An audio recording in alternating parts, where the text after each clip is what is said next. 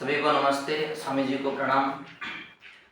आज इस अद्वैत वेदांत की परिचयशाला में आप सभी का हार्दिक स्वागत है।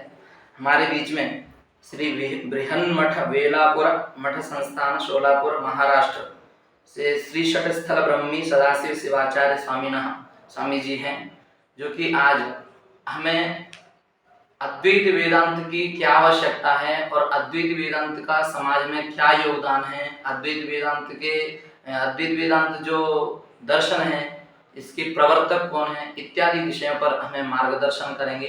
तो मैं स्वामी जी से आग्रह करता हूं कि अद्वैत वेदांत की क्या आवश्यकता है, इस विषय को आप हमारे बीच में प्रकाशित करें। स्वामी जी। सभी को सादर प्रणाम। तो आज अद्वैत वेदांत विषय के जानने के लिए प्रथमतः ये दर्शन क्या है ये जानना बहुत ही आवश्यकता है।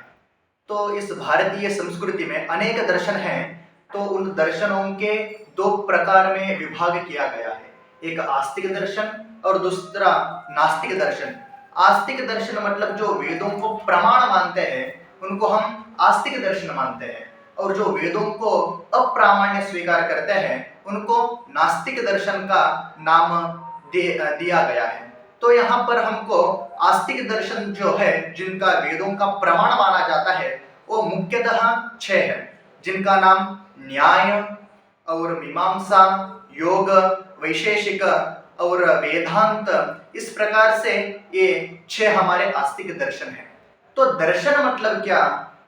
दर्शयति इति दर्शनम, इसका सिंपल सा एक यहाँ पर हमको व्याख्या प्राप्त होता है। मतलब जो हमको जीवन का सार बताता है, जीवन का हमको उद्देश्य दर्शन करवाता है, उसको ही दर्शन कहते हैं।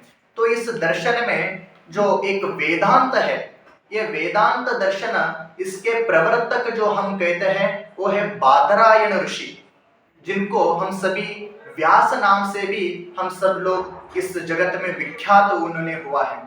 तो इस वेदांत जो है, वेदांत के ही अन्य बहुत सारे भाग हैं। उनके वेदांत में अद्वैत वेदांत, शक्ति विशिष्टाद्वैत वेदांत, द्वैत वेदांत और उसके साथ ही विशिष्टाद्वैत वेदांत, ऐसे बहुत सारे उसमें वेदांतों के प्रकार हैं। और ये जो अद्वैत वेदांत है, इनके प्रवर्तक जो है वो हमारे परम गुरु, और हम सभी को पता है अद्वैत वेदांत के जो प्रवर्तक है वो भगवान शंकराचार्य जी है। तो शंकराचार्य जी अद्वैत वेदांत के सभी के सामने प्रकटन करके अद्वैत वेदांत की महत्वता सबको उन्होंने बतलाया है। तथा ये जो अद्वैत वेदांत है, उसको वेदांत को ही शारीरिक मीमांसा इस नाम से भी हम सभी पुकारते हैं। अभी यहाँ पर जो वेदांत है उनके अन्य अन्य प्रकार भी है, जैसे कि अद्वैत वेदांत, द्वैत वेदांत, शक्ति विशिष्टाद्वैत वेदांत।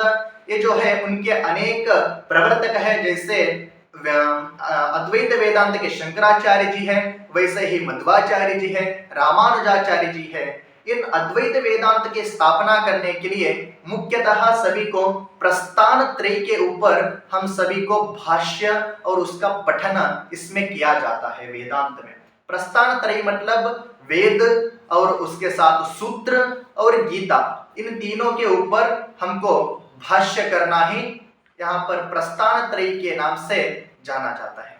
अभी हम सबको अद्वैत वेदांत का हमको यहाँ पर आज जानना है। अद्वैत वेदांत मतलब क्या है? अद्वैत वेदांत में शंकराचार्य जी ने बहुत ही स्पष्ट रूप से हम सभी को बताए हैं कि अद्वैत वेदांत का एक मुख्य वाक्य है, वो है ब्रह्म सत्यम जगन मिथ्या। मतलब ये जो हमको जगत दृश्यमान है, ये जगत एक केवल मिथ्या है, केवल वो ब्रह्म ही सत्य है, क्योंकि हम साक्षात उस ब्रह्म से ही आए हैं। जैसे कि वेदों में भी बताया गया है, तस्माद् वा ये तस्मात् आकाश संभूतः आकाशात् वायोर वायोर अग्नि आप पृथ्वी, ऐसे अनेक जगह पर वेदों के द्वारा हमको बताया गया है कि प्रथमतः उस परमात्मा ने आकाश की सृष्टि किया, उसमें से वायु में से तेज में से आप में से पृथ्वी, इस तरीके से वो परशिव भगवान ने इस सृष्टि की रचना की है। तो प्रथमतः यहाँ पर हमको जानना की ये इच्छा है कि उस भगवान ने ही इस संपूर्ण सृष्टि का निर्माण किया है, तो हम साक्षात उस भगवान के ही अंश हो गए। तो हम यहाँ द्वैतवादी के हिसाब से ऐसे आता है कि भगवान अलग है और हम मनुष्य अलग है, मतलब जीव ईश्वर इन दोनों में से हम वहां पर भेद स्वीकार करते हैं। तो यहाँ पर हमको जानना चाहिए कि ये भेद कैसा है।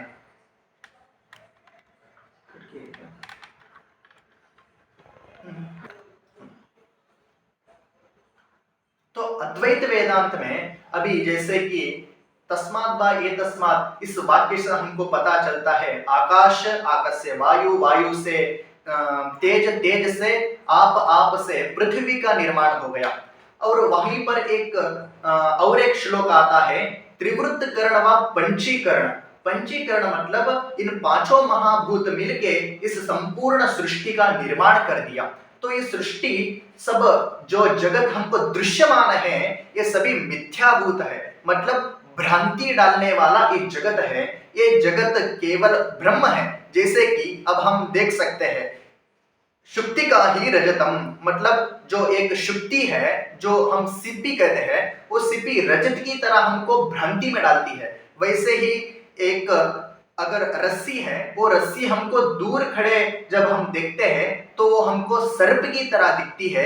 वैसे ही जो ये संपूर्ण ब्रह्मांड है, ये संपूर्ण ब्रह्मांड हमको सत्य लगता है, लेकिन वो परमात्मा को, हमको भगवान ब्रह्म को हम नहीं जान पाते। क्यों?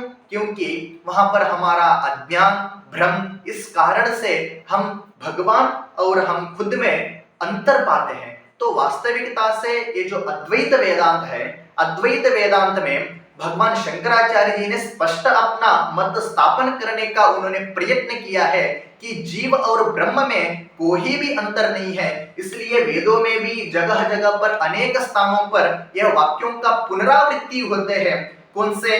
तो वहां पर ये वाक्यों का स्पष्टतया निर्देश है, अहम ब्रह्मास्मि तत्त्वम् असि, मतलब वह स्वयं तत्त्वम् असि, वो भगवान ही तू है। अहम ब्रह्मास्मि मतलब मैं स्वयं ही भगवान हूं।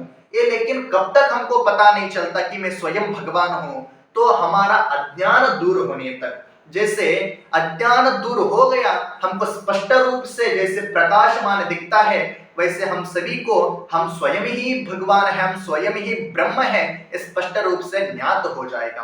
तो अभी लोगों को अद्वैत वेदांत में एक प्रश्न भी आ सकता है कि अगर भगवान सभी के ईश्वर के अंतःकरण में रहता है, स्वयं ही भगवान है, तो वो भगवान हमारा सबके शरीर में कैसे प्रवेश करता होगा? बिना प्रवेश के तो शरीर चलायमान नहीं हो सकता, मतलब ये सजीव नहीं हो सकता। तो वहां पर वेदांत में बताया जाता है भगवान साक्षात, मतलब आत्मा जो है साक्षात प्रवेश नहीं करती। जैसे कि अगर एक घड़े में हम पानी भर के रखेंगे और उस घड़े में पानी भरने के पश्चात जब सूर्य हमको दिखाई पड़ता है, उस घड़े के अंदर पानी में प्रतिबिंब दिखाई पड़ता है सूर्य की, तो हम क्या बोलते हैं उस प्रतिबिंब को देखकर, इस घड़े में सूर्य है। तो उसी प्रकार, लेकिन वास्तविक में उस घड़े में सूर्य नहीं है, केवल उसका प्रतिबिंब है। उसी प्रकार ये जो शरीर है, इस शरीर में भी उस परमात्मा का उस प्रतिबिंब रूपक वहां पर उसका आच्छादन है, उसका प्रतिबिंब है। इसलिए इस शरीर में एक सजीवता आती है।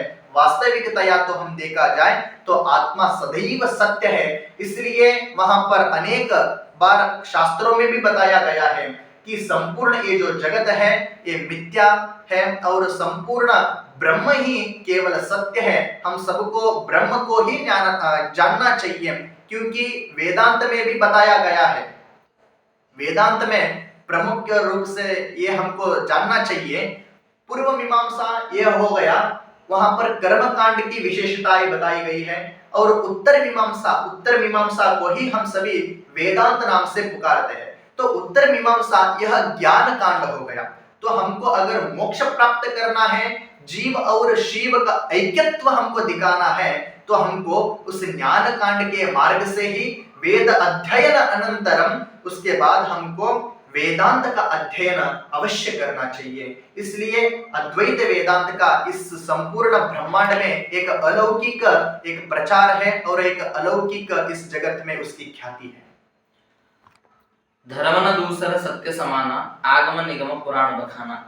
हमारे जितनी भी संस्कृति साहित्य इत्यादि जो भी सदग्रंथ हुए हैं उनमें यही बताया है कि सत्य के समान कोई धर्म नहीं है, और जो सत्य का जो निहित भंडार है वो हमारे वेदांत अद्वैत वेदांत आदि शास्त्र वेद पुराण आदि ये हमारे सत्य के परिपूरित भंडार हैं।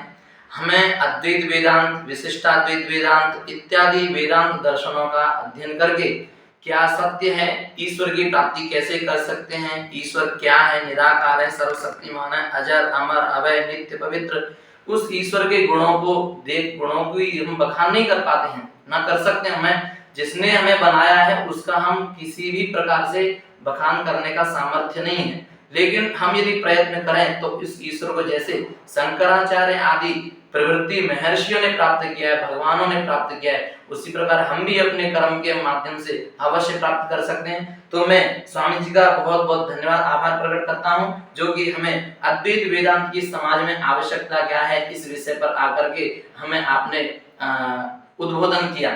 स्वामी जी आपका बहुत बहुत धन्यवाद। धन्यवाद।